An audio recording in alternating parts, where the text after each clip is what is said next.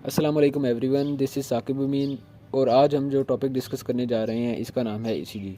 ECG एक बहुत ही important topic है और हर किसी को इसका थोड़ा बहुत नॉलेज लाजमी होना चाहिए। और इंशाल्लाह आज की वीडियो देखने के बाद आपको इतना ज़रूर इल्म हो जाएगा कि कौन सी ईसीजी नॉर्मल है और कौन सी ईसीजी अब नॉर्मल है।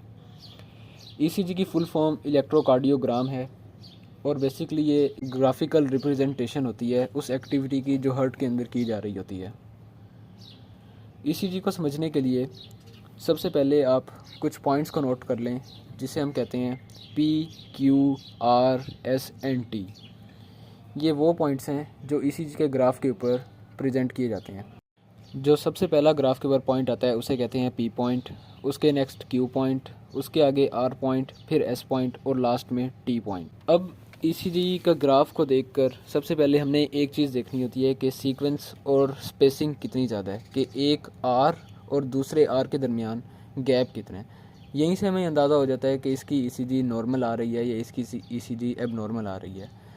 इस डिस्टेंस को कहते हैं आर डिस्टेंस। अब नॉर्मल ईसीजी का अंदाज़ा लगाने के लिए सबसे पहले आपने आर डिस्टेंस को देखना है। ग्राफ के अंदर जैसे ये ग्राफ आपको शो हो रहा है, इस ग्राफ के अंदर आर दो इंटरवल्स हैं और इन दो इंटरवल्स में आपने काउंट करने हैं कि नंबर ऑफ़ लार्ज ब्लॉक्स कितने हैं।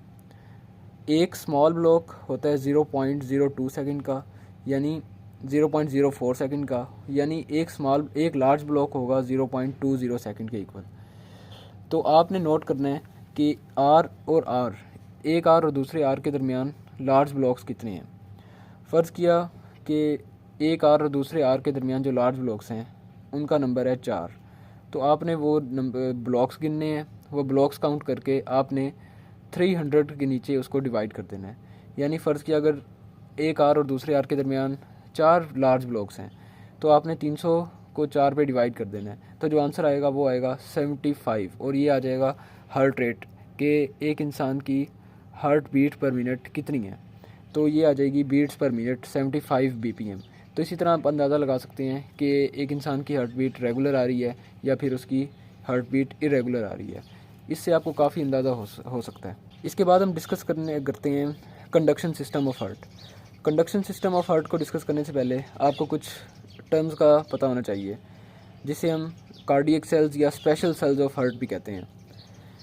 ये सेल्स होते हैं SA node, first SA node, उसके बाद एवी नोड, उसके बाद बंडल ऑफ हिस, फिर लेफ़्ट और राइट बंडल ऑफ आर्चेज और फिर प्रोकिंजी फाइबर्स। जो फर्स्ट सेल है उसे कहते हैं एसए नोड जिसे natural pacemaker of heart भी कहते हैं। सेकंड पे नंबर पे आता है एवी नोड जिसे एट्रियो वेंट्रिकुलर नोड भी कहते हैं और इसे गेट कीपर ऑफ हार्ट भी कहते हैं। इसे गेट कीपर ऑफ हार्ट इसलिए कहते हैं क्योंकि अगर एसए नोड सही इंपल्स जनरेट ना कर सका तो एवी नोड इसे मज़ीद आगे जाने ही नहीं देगा।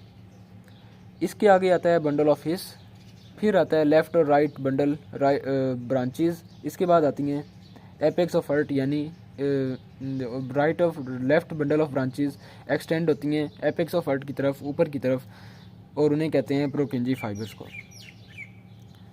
अब नॉर्मल हार्ट बीट होती है इंसान की 60 to 100 बीट्स पर मिनट या 72 बीट्स पर मिनट भी कह सकते हैं, लेकिन एक range 60 to 100 beats per minute है। अब अगर एसए नोड जो फर्स्ट सेल है अगर वो लास्ट सेल तक इम्पल्स सही जनरेट कर रहा है, यानी एसए नोड इम्पल्स जनरेट कर रहा है प्रोकिंजी फाइबर्स तक, तो हार्ट बीट जो रेट आएगा वो आएगा 60 to 100 बीट्स पर मिनट। अब अगर एसए नोड किसी डिसरप्शन या किसी बीमारी की वजह से सही काम नहीं कर सक रहा और इम्पल्स जनरेट हो रही है एवी नोड से प्रोकिंजी फाइबर्स तक, तब हार्ट रेट की या हार्ट बीट जो है वो कम हो जाएगी, वो हो जाएगी 40 to 60 बीपीएम। अगर किसी वजह से एवी नोड भी सही तरह काम नहीं कर रहा और इम्पल्स जनरेट हो रही है बंडल ऑफ हिस से, तब भी क्योंकि बंडल ऑफ हिस और एवी नोड में काफ़ी कम डिस्टेंस होता है तो इम्पल्स रेट तब भी 40 to 60 बीट्स पर मिनट के अप्रोक्सीमेट ही होगा। अगर इम्पल्स जनरेट हो रही है लेफ़्ट और राइट बंडल ब्रांचेस से और ये जा रही है प्रोकिंजी फाइबर्स तक, तब जो हार्ट रेट होगा या हार्ट बीट पर मिनट्स होगी वो भी 20 to 40 होंगी। और सेम केस प्रोकिंजी फाइबर्स के लिए भी एप्लीकेबल होता है। वीडियो अच्छी लगी हो तो इसे लाइक करें और चैनल को सब्सक्राइब करें ताकि हर आने वाली नई वीडियो का नोटिफिकेशन आपको पहले मिल जाए।